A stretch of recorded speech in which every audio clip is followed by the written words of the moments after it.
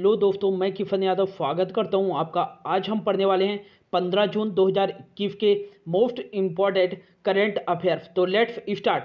आज का जो हमारा पहला क्वेश्चन है, हाल ही में किस राज्य सरकार ने युवा शक्ति कोरोना मुक्ति अभियान शुरू किया है? तो इसका जो राइट आंसर हो जाएगा दोस्तों, मध्य प्रदेश राज्य सरकार ने युवा शक्ति कोरोना मुक्ति अभियान शुरू किया है। इसमें कोविड-19 के बारे में जागरूकता फैलाने के लिए लोगों को यह अभियान शुरू किया गया है और इसमें प्लस जो शिक्षक हैं मध्य प्रदेश के स्कूलों के, कॉलेजों के और 16 लाख छात्रों को इसमें टीका संबंधित जानकारी के लिए इनको प्रोत्साहित किया जाएगा। अब अगला आया है मध्य प्रदेश के बारे में। तो मध्य प्रदेश का देखें लोकेशन दोस्तों मैप में इंडिया के, तो मध्य प्रदेश अपना कुछ यहाँ एग्जिस्ट करता है, यहाँ पर सीधे सेंट्रल में इंडिया के मैप में। तो इसके जो उत्तर में होता है वो यूपी होता है, इसके जस्ट जो ईस्ट में होता है वो छत्तीसगढ़ से सीमा लगता है। अगला जो बात करें कि इसके दक्षिण में जो सीमा लगती है वो महाराष्ट्र के साथ लगती है, और अगला जो बात करें पश्चिम में जो इसकी सीमा लगती है वो गुजरात के साथ लगती है, और उत्तर पश्चिम में इसकी सीमा राजस्थान के साथ लगती है। तो 5 राज्यों के साथ मध्य प्रदेश की सीमा लगती है। अगला जो बात करें कि मध्य प्रदेश जो है वो भारत का दूसरा क्षेत्रफल के आधार पर बड़ा राज्य है, और अगला जो बात करें जो पहला बड़ा राज्य है वो राजस्थान है। मध्य प्रदेश के बाद थर्ड जो लार्जेस्ट स्टेट है क्षेत्रफल के अकॉर्डिंग वो महाराष्ट्र है। अगला जो बात करें कि यहाँ का जो DLR नंबर है दोस्तों वह 52 29 11 है। मतलब यहाँ जो डिस्ट्रिक्ट है 52 हैं, लोकसभा सीटें 29 हैं, राज्यसभा सीटें यहाँ 11 हैं, और यहाँ का जो विधानमंडल है दोस्तों, विधानमंडल वो एक सदनी है। मतलब यहाँ केवल विधान सभा है, विधान परिषद नहीं है। तो यहाँ जो विधानसभा की जो सीटें हैं वो 230 हैं। अगला जो बात करें कि मध्य प्रदेश के जो CM हैं वो शिवराज सिंह चौहान हैं, यहाँ के CM शिवराज सिंह चौहान हैं। अगला जो बात करें यहाँ की जो गवर्नर हैं वो हैं आनंदीबेन पटेल, आनंदीबेन पटेल, और इनके पास एडिशनल चार्ज भी है, यूपी के भी गवर्नर हैं। अगला जो बात करें दोस्तों मध्य प्रदेश के बारे में ही, तो मध्य प्रदेश के जो पहले CM थे वो पंडित रविशंकर थे, पंडित रवि शंकर शुक्ल, और मध्य प्रदेश की पहली महिला जो मुख्यमंत्री थी वो उमा भारती थी। मध्य प्रदेश के जो हाई कोर्ट है दोस्तों, उच्च न्यायालय मध्य प्रदेश का वो है जबलपुर में, और इसके 2 खंडपीठ हैं, और वह खंडपीठ कहाँ कहाँ हैं? एक इंदौर में है और एक ग्वालियर में है। मध्य प्रदेश उच्च न्यायालय के जो मुख्य न्यायाधीश हैं वो मोहम्मद राफिक हैं। अगला जो बात करें दोस्तों, मध्य प्रदेश में ही बनाया जाता है लोक रंग फेस्टिवल, मध्य प्रदेश की राजधानी भोपाल में बनाया जाता है यह है। अगला जो बनाया जाता है अखिल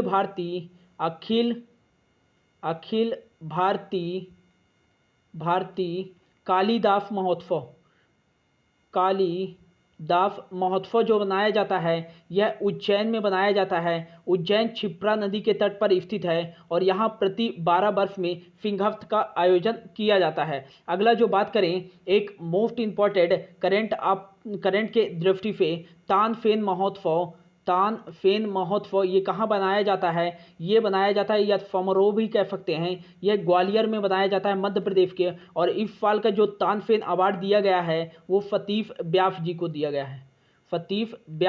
दिया गया है। अगला जो बात करें दोस्तों मध्य प्रदेश के बारे में, तो मध्य प्रदेश की जो कुछ यूनेस्को की साइड में स्थल शामिल हैं उनमें से है, पहली बार जो यूनेस्को की धरोहर सूची में शामिल किया गया था वो था 1986 में खजुराहो के जैन मंदिरों को। अगला जो शामिल किया गया 1989 में रायसेन में स्थित सांची स्तूप को भी यूनेस्को के विश्व विरासत स्थल में शामिल किया गया। अगला जो बात करें कि 2003 में यूनेस्को के सूची में शामिल किया गया भीमबेटका की गुफाएं, ये भी रायसेन में स्थित है। अगला जो बात करें कि दिसंबर 2020 में ही मध्य प्रदेश के दो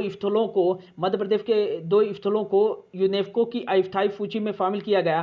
पहला जिसमें से था ग्वालियर और दूसरा था ओरछा का किला। अगला जो बात करें 2021 मई 2021 में ही यूनेस्को के लिस्ट में, संभावित लिस्ट में मध्य प्रदेश के 2 स्थलों को शामिल किया गया। उनमें से पहला जो है भेड़ाघाट जो कि जबलपुर में स्थित है। भेड़ाघाट के पास ही है एक लैमटा घाट, यहाँ से डायनासोर के जीवाश्म प्राप्त हुए थे, इसीलिए इसे यूनेस्को की संभावित लिस्ट में शामिल किया गया है मई 2021 में। और दूसरा जो शामिल किया गया है वह सतपुड़ा टाइगर रिजर्व शामिल किया गया है। अगला जो बात करें दोस्तों, भारत में सबसे अधिक बाघों वाला जो राज्य है वो एमपी भी है, इसलिए इसे टाइगर स्टेट भी बोलते हैं। 526 है। अगला जो बात करें कि यही है कान्हा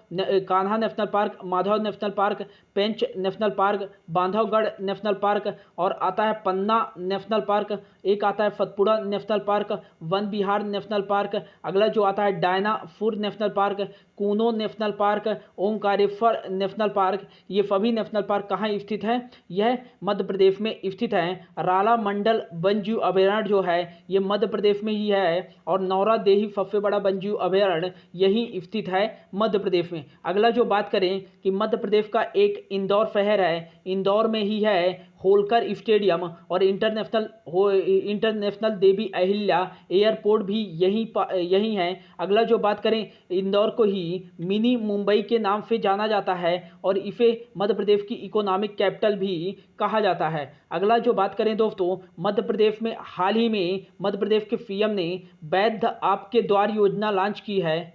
वैध आपके द्वार, इसके तहत क्या होगा, आपको डॉक्टर को आप वीडियो कॉलिंग के माध्यम से निःशुल्क सलाह ले सकते हैं। और एक जो मध्य प्रदेश सरकार द्वारा लॉन्च की गई है वो अंकुर योजना, इसमें जितना ज़्यादा पौधा लगाएगा उसे प्राणवायु नाम पुरस्कार से सम्मानित किया जाएगा। और हाल ही में जो लॉन्च किया है वो युवा शक्ति कोरोना मुक्ति अभियान लॉन्च किया गया है। अगला जो बात करें, एक अभियान एक संकल्प बुजुर्गों के नाम, ये मध्य प्रदेश द्वारा ही लॉन्च किया गया है। FI आपके द्वार, FIR आपके द्वार, ये मध्य प्रदेश सरकार द्वारा ही लॉन्च किया गया है। जीवन शक्ति योजना, जीवन शक्ति और जीवन अमृत योजना, ये मध्य प्रदेश राज्य सरकार द्वारा ही लॉन्च किया गया। अगला जो सेकेंड नंबर का क्वेश्चन है, हाल ही में इजराइल के नए प्रधानमंत्री कौन बन गए हैं? तो इसका जो राइट आंसर हो जाएगा दोस्तों वो हो जाएगा नेप्ताली बेनेट बन गए हैं इजराइल के 13th नंबर के प्रधानमंत्री। और यह यामीनो पार्टी से बिलोंग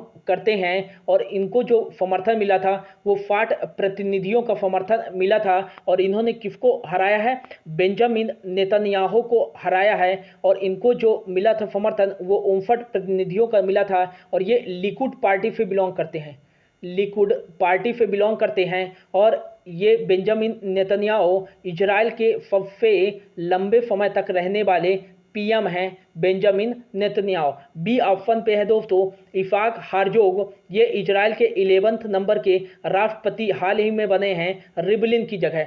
अगला जो बात करें इजराइल के बारे में, तो इजराइल एक वेस्ट एशिया का देश है। इसके नेबरिंग कंट्री के बारे में देखें तो सबसे पहले ये किसका देश है? वेस्ट एशिया का एक देश है। और अगला जो बात करें कि इसकी जो नेबरिंग कंट्री है, तो इसकी जो उत्तरी सीमा लगती है वो लेबनान के साथ लगती है। इसकी जो पूर्वी सीमा लगती है वो जॉर्डन के साथ लगती है, जॉर्डन के साथ लगती है दोस्तों। अगला जो इसकी दक्षिणी सीमा लगती है वो मिस्र के साथ लगती है, मिस्र के साथ। और इसकी जो पश्चिमी सीमा लगती है वो गाजा स्ट्रिप या फिलिस्तीन के साथ लगती है। अगला जो बात करें कि इसकी जो नॉर्थ वेस्ट की सीमा लगती है वो मेडिटेरियन सी, और इसकी जो नॉर्थ ईस्ट की सीमा लगती है वो सीरिया के साथ लगती है, सीरिया। अगला जो बात करें इसके नेबरिंग कंट्री के बारे में, तो हालांकि काफ़ी विवादित रहता है। तो लेबनान की बात करें तो लेबनान की जो राजधानी है वो बेरूत है, और यहाँ पाउंड करेंसी चलती है।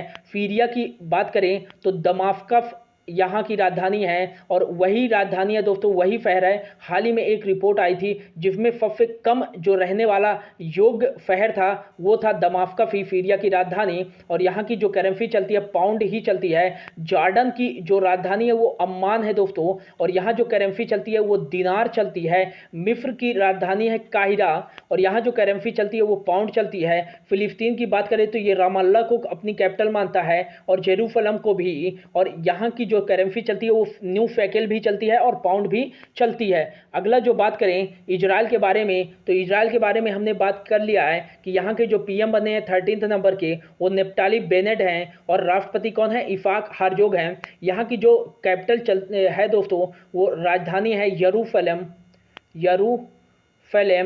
अगला जो बात करें यहाँ की जो करेंसी चलती है वो न्यू शेकेल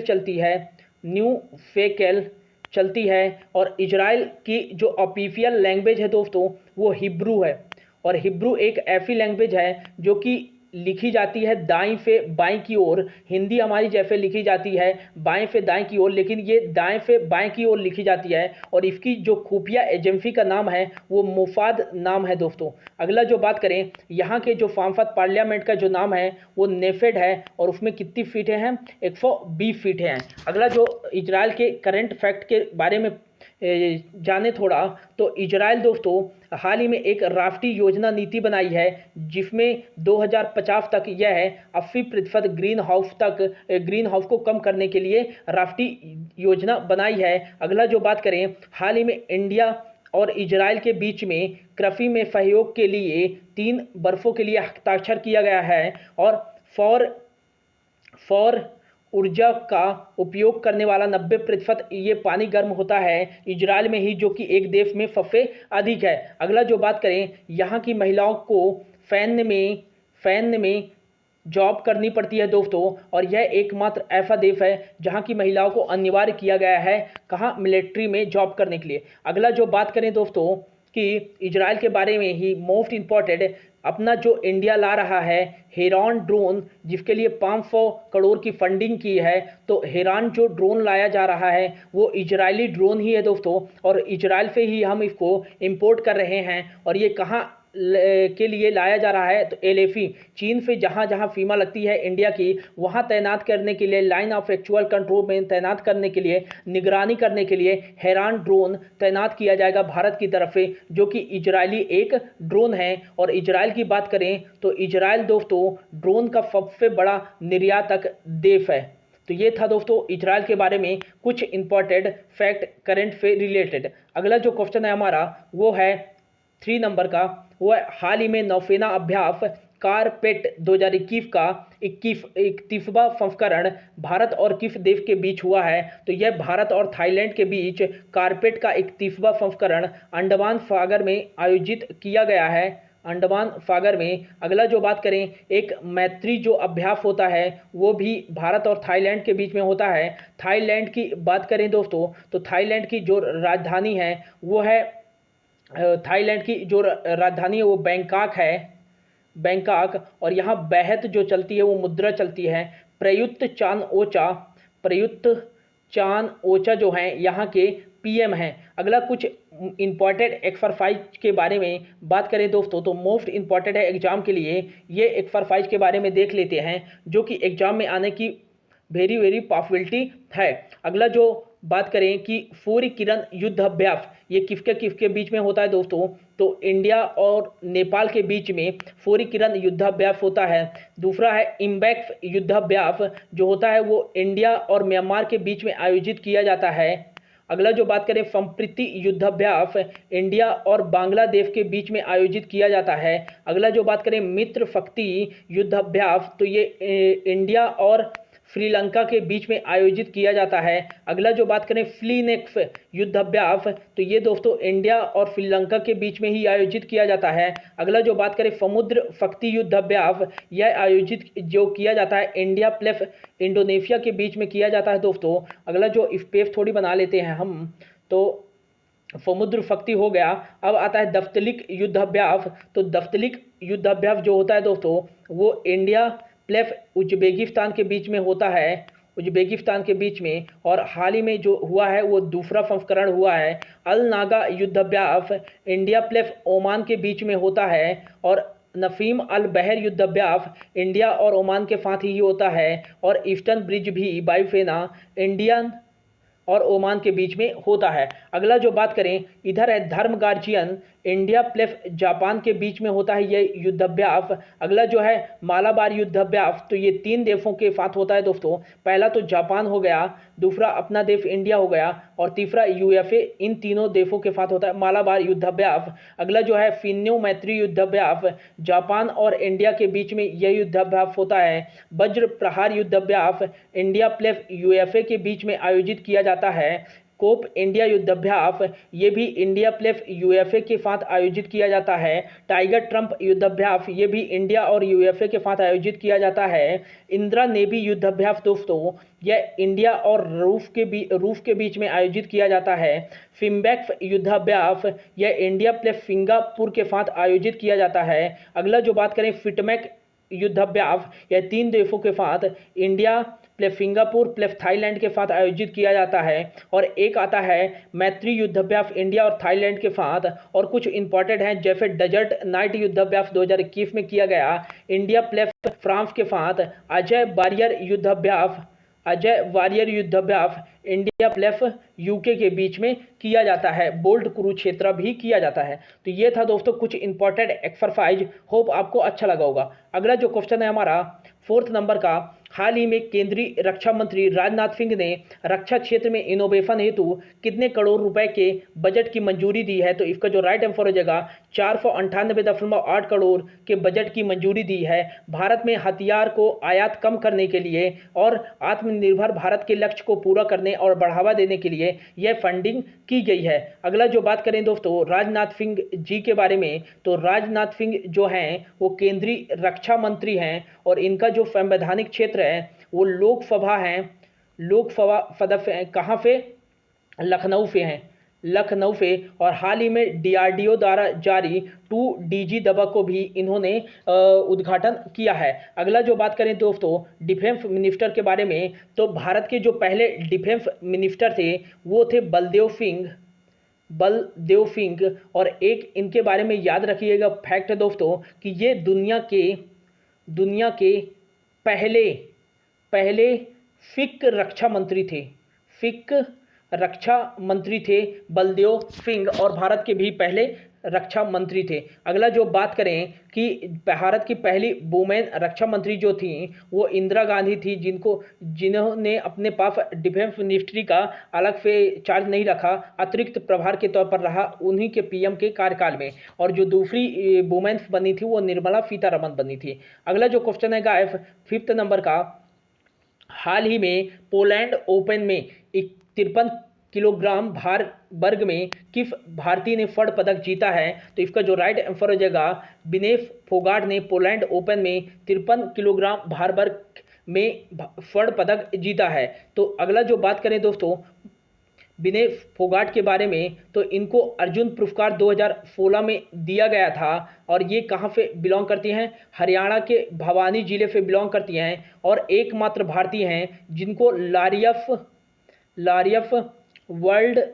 स्पोर्ट अवार्ड के लिए नामांकित किया गया था, एकमात्र भारतीय हैं। तो ये मोस्ट इंपॉर्टेंट बन जाता है दोस्तों, इसको याद रखिएगा। अगला जो है कि 2018 का जो एशियन गेम हुआ था इंडोनेशिया और जकार्ता में, उसमें स्वर्ण पदक जीतने वाली पहली महिला पहलवान जो बनी हैं वो विनेश फोगाट ही बनी हैं। कॉमनवेल्थ में भी इन्होंने स्वर्ण पदक जीतने वाली पहली भारतीय महिला पहलवान बनी हैं। और अगला जो मोस्ट इंपॉर्टेंट आ जाता है कि टोक्यो ओलंपिक क्वालिफाई करने वाली पहली पहलवान जो बनी है वो कौन बनी है? विनेश फोगाट ही बनी है। तो मोस्ट इंपॉर्टेंट हो जाता है। अगला जो क्वेश्चन है 6th नंबर का, वह है हाल ही में पुर्तगाल के लिस्बन वाला फेंक प्रतियोगिता में किस भारतीय ने स्वर्ण पदक जीता है? तो इसका जो राइट आंसर हो जाएगा नीरज चोपड़ा, जो कि जेवेलियन थ्रोवर हैं, भाला फेंक खिलाड़ी हैं।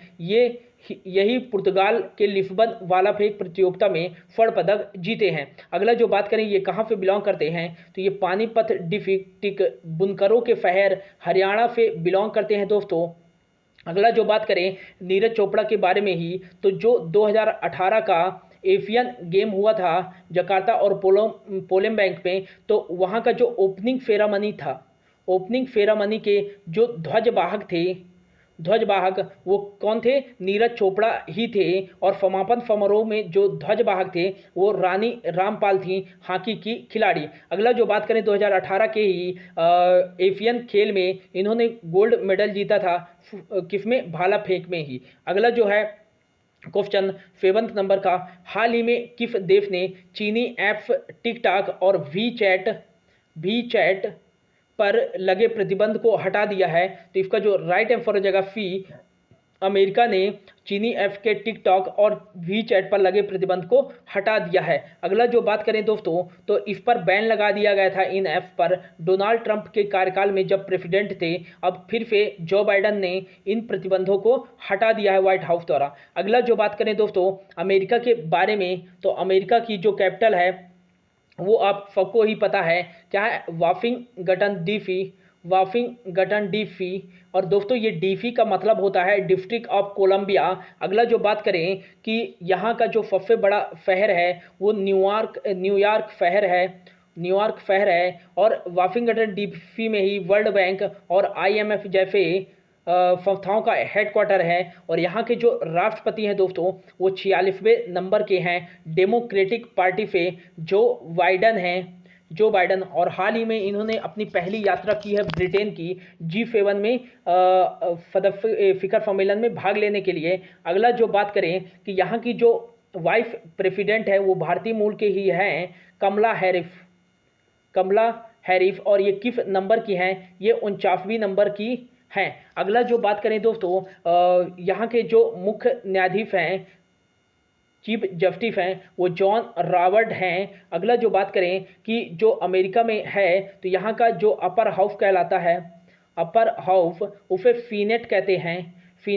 और इसमें कितनी सीटें हैं? 100 सीटें हैं और 51 मेजोरिटी के लिए चाहिए। और यहाँ का जो लोअर हाउस कहलाता है उसे हाउस ऑफ रिप्रेजेंटेटिव कहते हैं। और इसमें जो 435 सीटें हैं वोटिंग के लिए, और नॉन वोटिंग जो होती हैं 6 सीटें होती हैं। और इसमें जो मेजोरिटी के लिए चाहिए होती है वो 218 सीटें चाहिए होती है। अगला जो बात करें यही ही विश्व की सबसे बड़ी जो अंतरिक्ष एजेंसी है नासा का जो है हेडक्वार्टर है दोस्तों। और अमेरिका की ये अंतरिक्ष एजेंसी है नेशनल एरोनॉटिक्स स्पेस एडमिनिस्ट्रेशन। इसने हाल ही में मंगल में 2 मिशन भेजने के लिए योजना बनाई है 2028 से 2030 में। कौन कौन सी? एक दबीची प्लेफ और एक कौन सा भेजेगा? बेरिटाफ मिशन भेजेगा जो शुक्र ग्रह का अध्ययन करेगा। अगला जो बात करें इन्होंने ही एक मोबाइल रोबोट भी भेजने के लिए योजना बनाई है 2022-23 तक। और सबसे बड़ा टेलीस्कोप भी इसने जारी किया है। और हाल ही में मंगल पे अपना एक रोवर भेजा है जिसका क्या नाम है?